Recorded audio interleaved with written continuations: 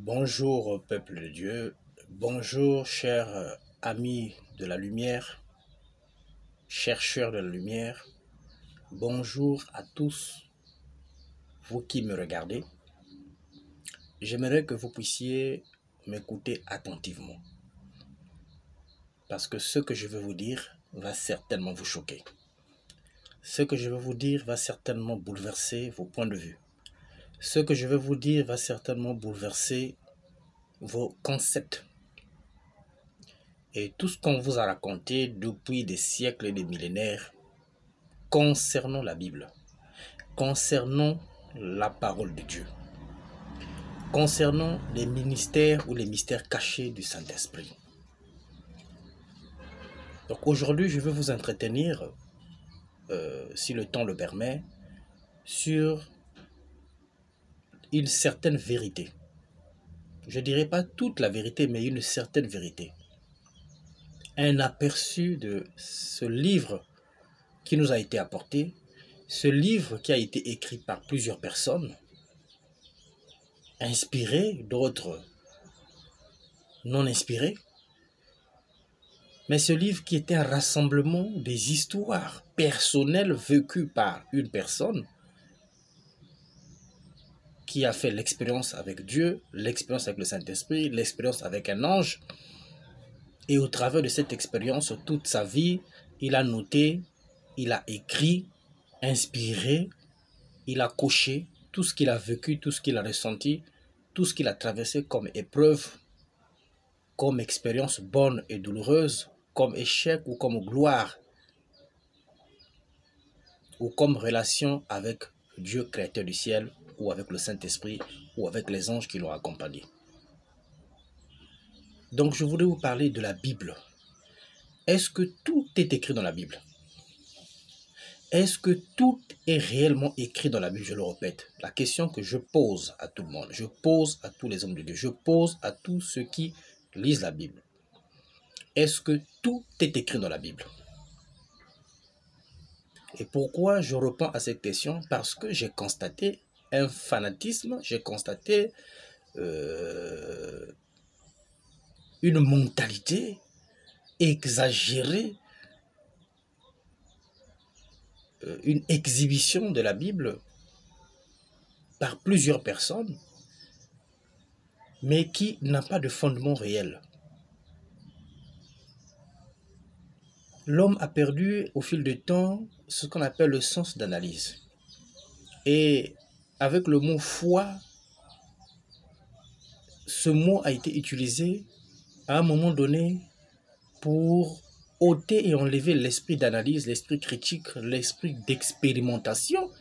Et cet esprit d'expérimentation ou cette conscience d'expérimentation, ce désir d'expérimentation que nos ancêtres, lisant dans la Bible, ont utilisé, ont exploité tout au long de leur existence, tout au long de leur vie ou de leur marche avec le Créateur du ciel et de la terre. Donc la relation avec Dieu, l'homme avec Dieu a été une relation d'expérience, une relation palpable, une relation d'épreuve, une relation concrète. La relation avec Dieu était une relation à la fois spirituelle, en esprit et physique. C'est-à-dire qu'il y avait des relations spirituelles, des effets spirituels, de la présence spirituelle, de l'influence spirituelle, de la connexion spirituelle, mais aussi et accompagné par la réalité physique. C'est-à-dire ce qui se faisait sur le plan spirituel, ou promis sur le plan spirituel, ou vécu, ressenti dans les visions, dans les rêves, par l'écoute ou l'oreille, était aussi vécu sur le plan matériel. Et donc cette relation, ce n'était pas une relation de foi telle qu'on nous fait comprendre, mais ce n'était pas de foi plutôt simple, de foi sans preuve, de foi sans œuvre, mais c'était une expérience, une relation de foi expérimentée, de foi prouvée, de foi vécue. Et j'ai souvent l'habitude de dire que chacun de nous, tel que nous sommes, nous les humains, vous qui me regardez, vous qui suivez cette vidéo, chacun de nous a une relation particulière ou doit avoir une relation particulière ou encore aura plus tard ou plus tôt une relation particulière avec Dieu. Une relation personnelle. avec Dieu, une intimité avec Dieu, c'est-à-dire avec le Créateur du ciel et de la terre, au travers de son esprit ou l'Esprit Saint. Chacun de nous doit avoir cette relation. Et cette relation personnelle, intime avec Dieu, vécue au moment où vous faites la relation avec Dieu, au moment où vous faites l'alliance avec Dieu, au moment où vous vous attachez à ce Dieu, vous le recherchez, au moment où vous acceptez les conditions de ce Dieu, vous allez vivre une relation particulière, intime avec Dieu, année après année, jour après jour, mois après mois, jusqu'à la fin de votre existence. Et c'est cette relation personnelle, intime, que les ancêtres juifs et les ancêtres de plusieurs nations, plusieurs peuples ont écrit, ont noté, jour après jour, mois après mois, année après année, ils ont noté, ils ont écrit, ils ont parlé, ils ont transmis. Et ce sont ces parchemins, ces rouleaux, ces morceaux ou ces manuscrits qu'on a récupérés, qu'on a retrouvés, qu'on a recensés, rassemblés pour faire ce livre qu'on appelle la Bible. Mais la question que je vous pose, est-ce que tout est dans la Bible? Est-ce que tout est écrit dans la Bible? Je vous dirais non.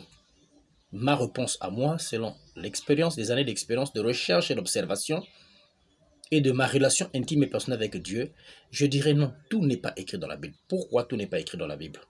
Premièrement, plusieurs personnes, les Juifs, ils sont 1 million, ou 1 milliard, ou 10 millions, ou 15 millions, ce qui veut dire, c'est 15 millions de relations personnelles intimes avec Dieu. Je m'explique. Au Gabon, nous sommes une population environ de 2 millions d'habitants. Au Congo, nous sommes une population environ de 4 millions d'habitants. Prenons le cas du Gabon. Dieu est apparu au Gabon. Je prends un exemple simple pour édifier. Dieu apparaît au Gabon et tisse une relation avec la population gabonaise. Donc, c'est une relation de Dieu de un à plusieurs. Selon, si nous prenons les principes informatiques de Méris ou de la méthodologie Méris, la relation de Dieu avec l'humanité ou avec une nation, c'est une relation de un à plusieurs. C'est-à-dire un, c'est Dieu, plusieurs, c'est nous les humains. Donc, tous les humains, autant que nous sommes individuellement et collectivement, nous sommes liés à un, qui est Dieu. Donc, si nous sommes 2 millions de population, 2 millions d'habitants dans ce pays, le Gabon, ce qui veut dire qu'il y a une alliance entre Dieu et ces 2 millions de population. Mais dans ces 2 millions de populations que nous sommes, que nous constituons, Dieu a une relation individuelle aussi avec chaque habitant de ce pays. Chaque être humain, que tu sois un homme, que tu sois une femme, tu as une relation particulière avec Dieu. Puisque tu as une relation particulière avec Dieu au travers de l'alliance que Dieu a tissée avec le Gabon, qui constitue 2 millions d'habitants, donc Dieu vient de tisser une relation individuellement de 2. Donc on peut dire 2 millions de relations, 2 millions d'alliances. Nous parlons d'individus, d'êtres humains. Il y a donc 2 millions d'alliances avec Dieu. Moi, j'ai une alliance avec Dieu. Vous qui me regardez avez une alliance avec Dieu. Votre père a une alliance avec Dieu. Votre mère a une alliance avec Dieu. Votre frère a une alliance avec Dieu. Si vous êtes 5 ou 6 ou 7 dans une famille, chaque personne a une alliance personnelle avec Dieu. Suivez-moi attentivement.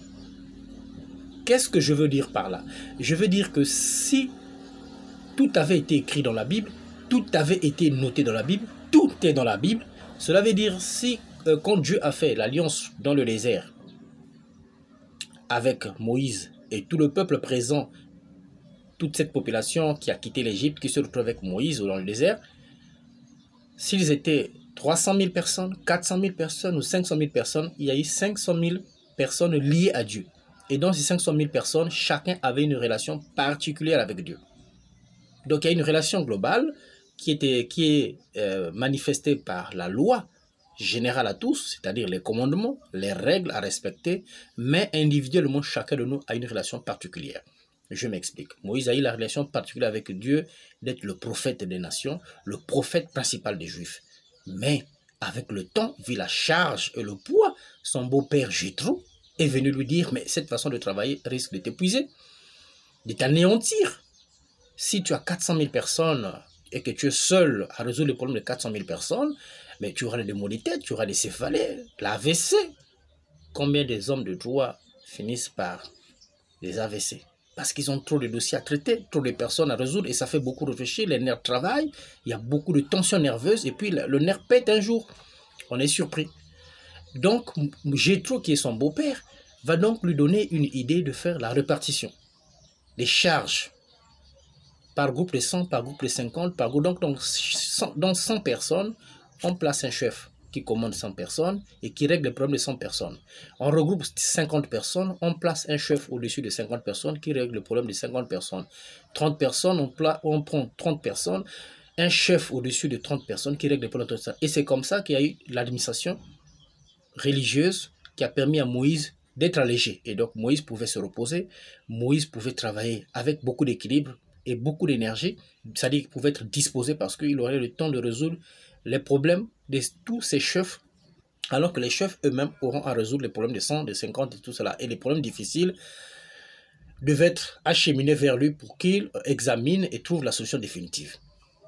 Donc, si tout était dans la Bible, si tout était écrit dans la Bible, et si tout est réellement dans la Bible, alors, mon frère, ma soeur, toi qui m'écoutes, il y aurait dans la Bible 300 livres, 300 histoires. Et si je reviens pour le cas d'espèce de l'exemple que nous avons pris du Gabon, qui a une population environ de 2 millions d'habitants, il y aura 2 millions d'histoires dans un seul livre. La Bible. 2 millions d'histoires, c'est-à-dire que nous sommes 2 millions d'habitants. Étant donné que nous sommes 2 millions d'habitants et que chacun de nous a individuellement une relation avec Dieu, dans ta vie, tu as des soucis, tu as des problèmes, tu as des persécutions, tu as des difficultés, tu as des besoins, tu te poses des questions.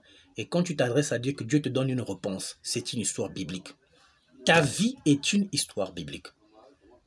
Quand Joseph a été persécuté par ses frères, rejeté par ses frères, victime de la jalousie de ses frères, vendu par ses frères, Joseph est allé comme esclave chez Potiphar en Égypte.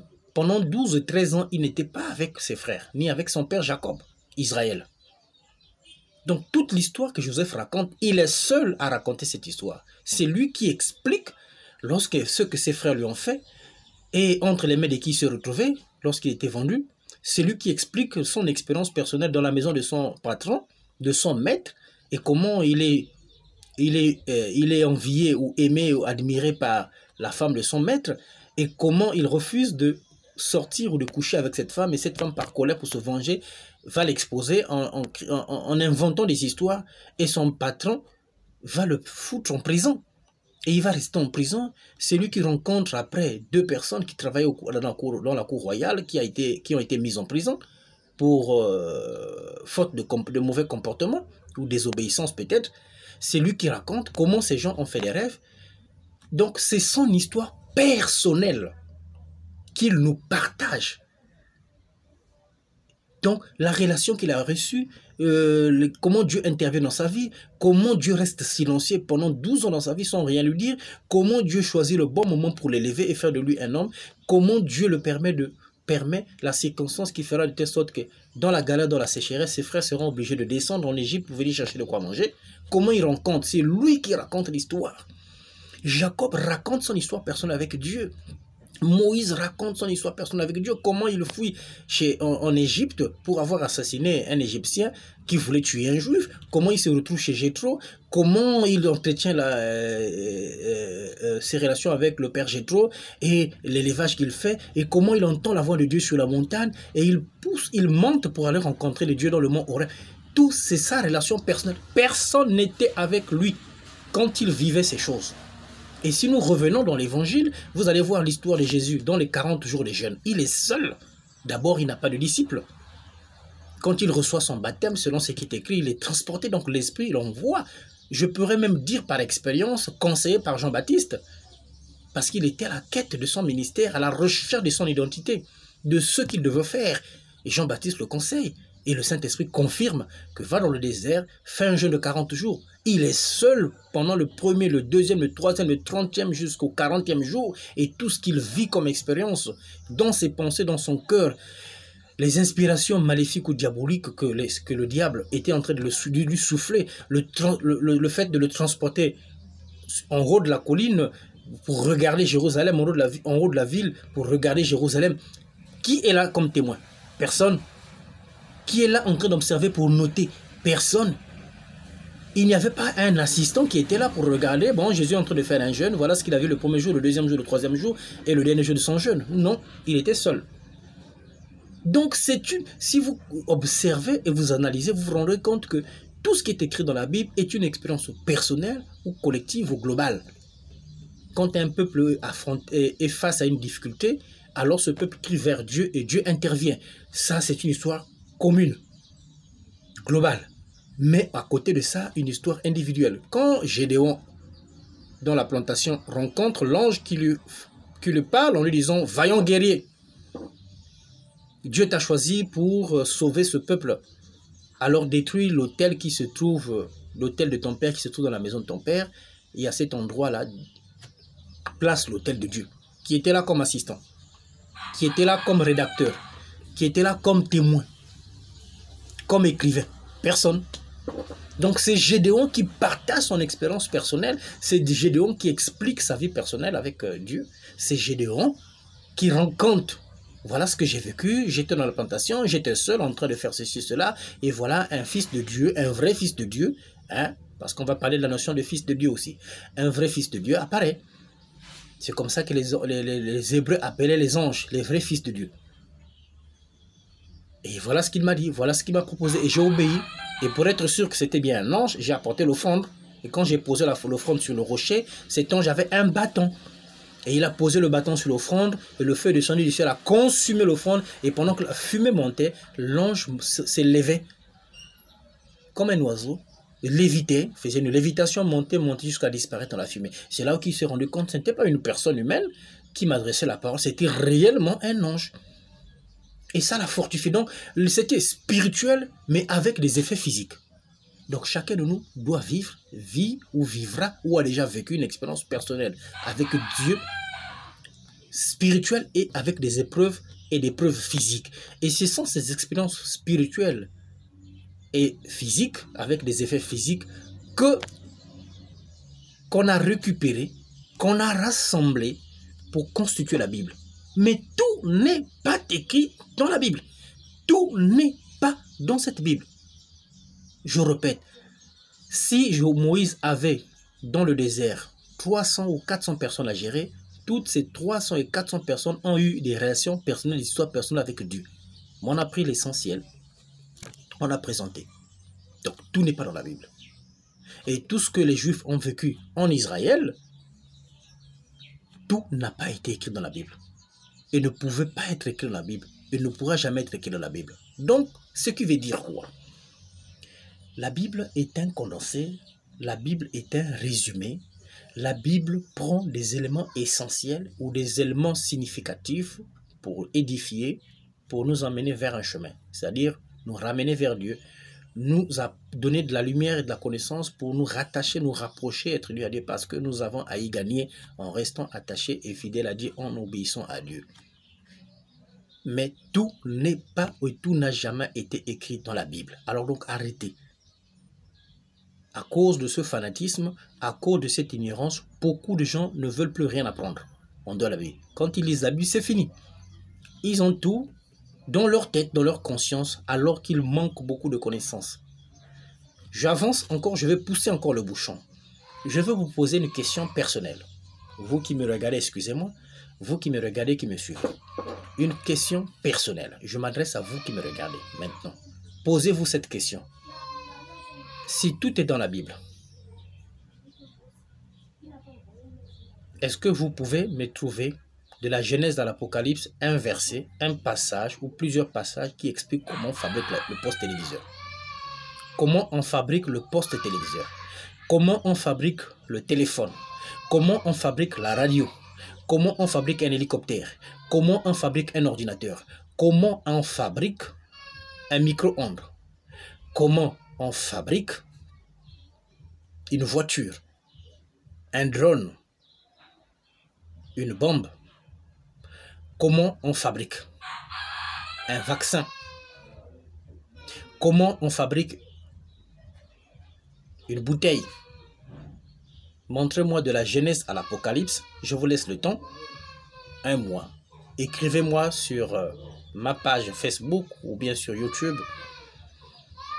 Je m'appelle apôtre Simplice Gonzo Amonjo Omketan.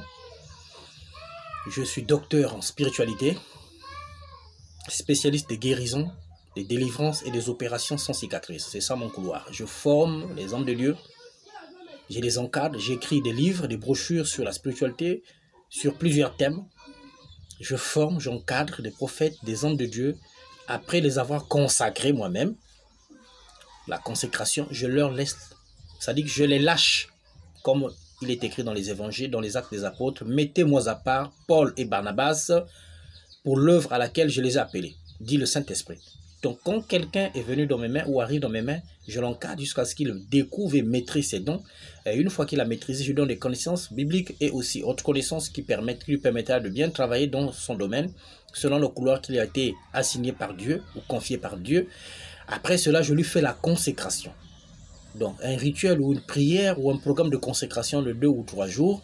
Après cette consécration, je lui donne son diplôme, son attestation de consécration et je le laisse partir. Parce que chaque homme de Dieu, chaque serviteur de Dieu, chaque femme de Dieu a un troupeau qui l'attend.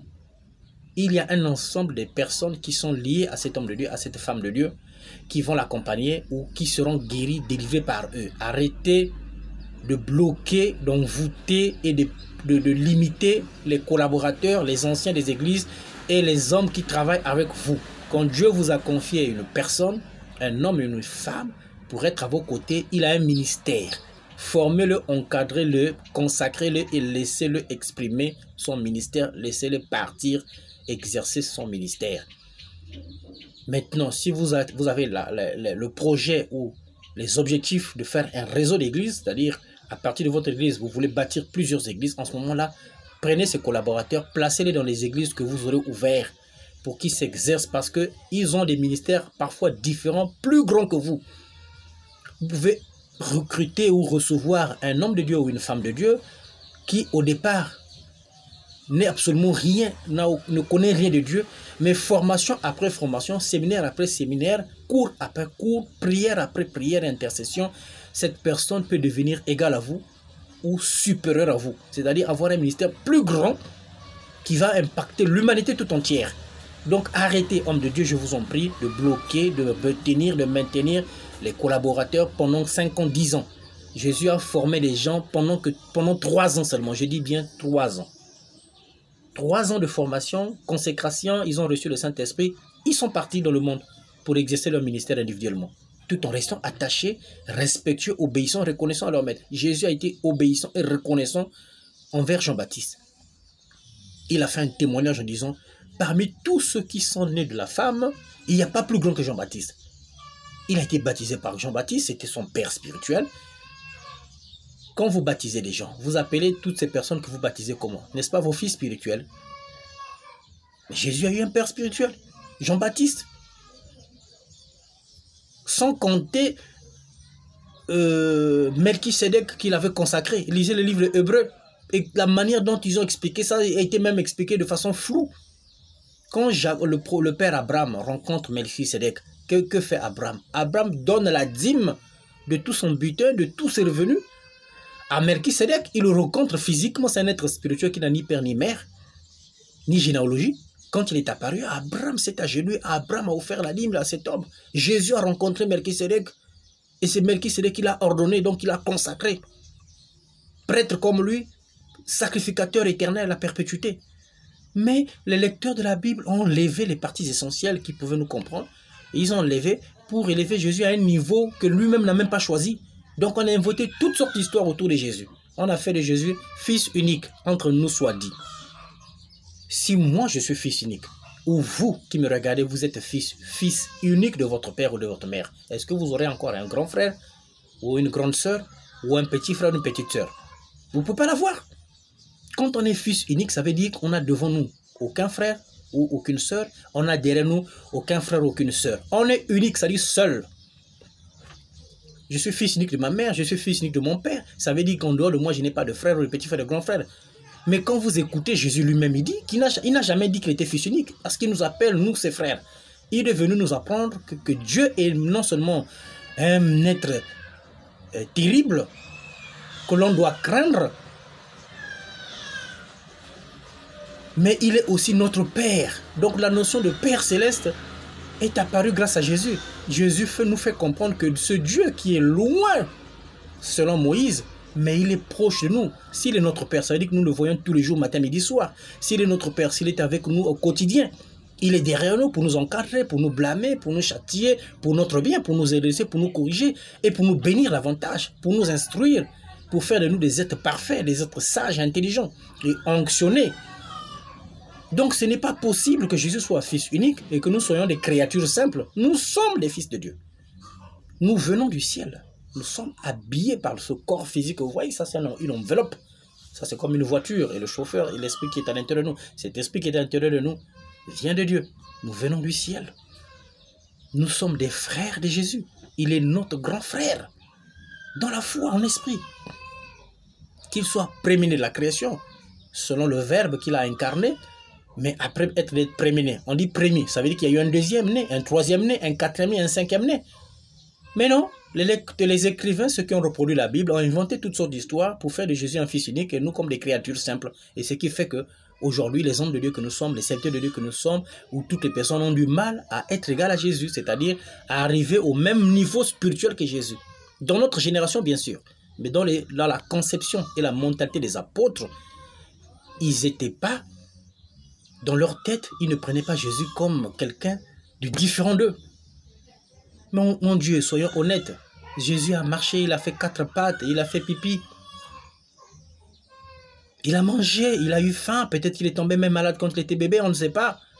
Regardez comment grandit un enfant de la naissance jusqu'à 10 ans, 15 ans, 20 ans auprès de ses parents. Mais il a fait ce parcours.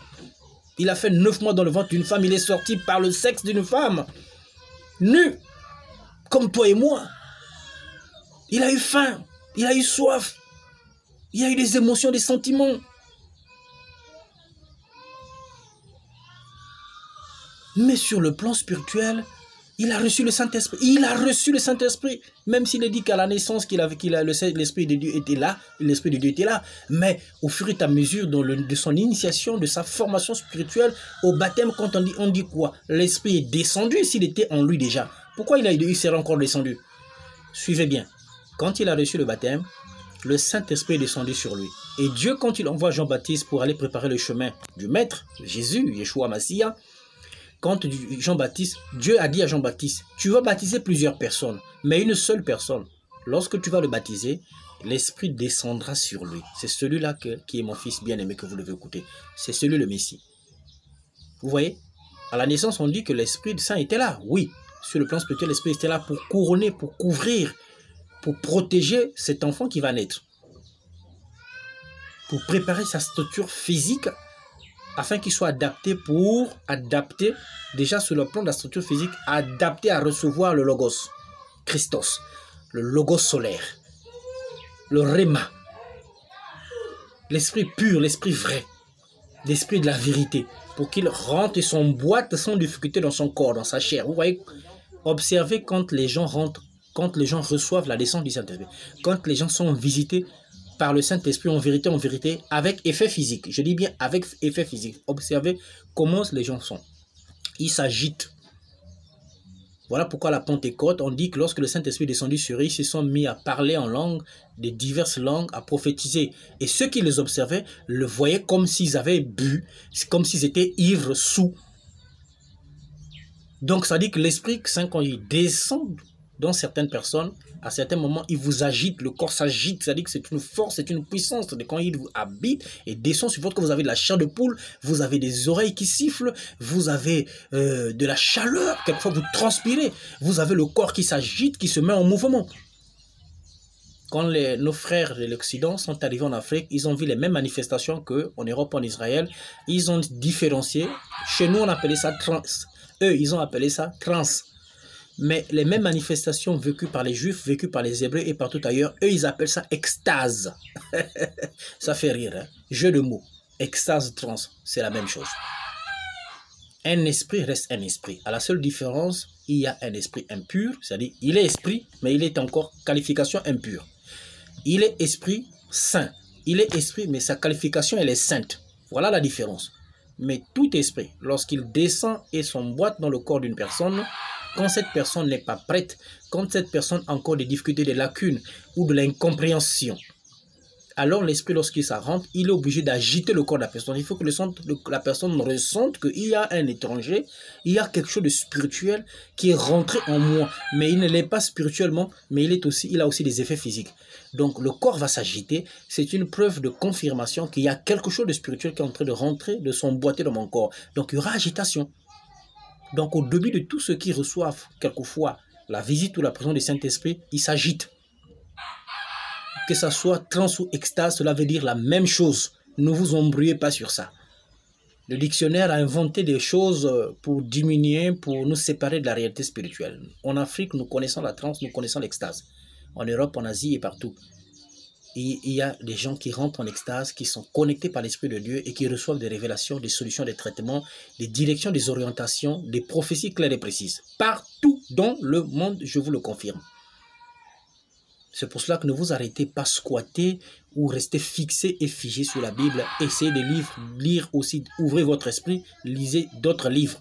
J'ai bien dit, si tout est dans la Bible, pourquoi il n'y a pas des méthodes, des procédés pour fabriquer les choses que nous avons